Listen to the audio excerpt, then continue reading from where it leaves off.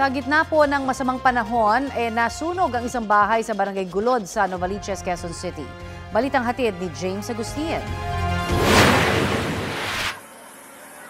Nabalot na naglalagablab na apoy at makapal na usok ang isang bahay sa Barangay Gulod sa Novaliches, Quezon City mag-alas 10:30 kagabi. Pahirapan ng operasyon ng mga bumbero. Ilang segundo lang ang lumipas, lalo pang lumaki ang apoy dahil gawa sa kahoy ang ikalawang palapag ng bahay. Itinaas ng Bureau of Fire Protection ang unang alarma. Nasa 9 na fire truck nilang rumisponde.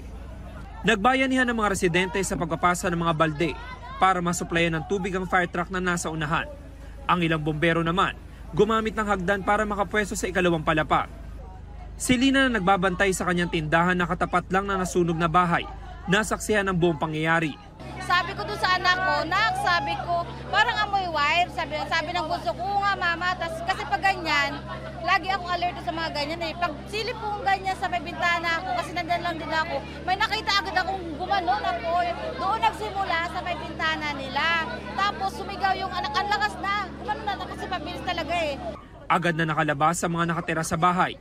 Wala silang naisalbang gamit. Malakas na, hindi na namin alam eh. Basta pagkaano namin, umapoy na. Kaya nagtakbuhan na lang kami, sarili lang namin yung inano namin.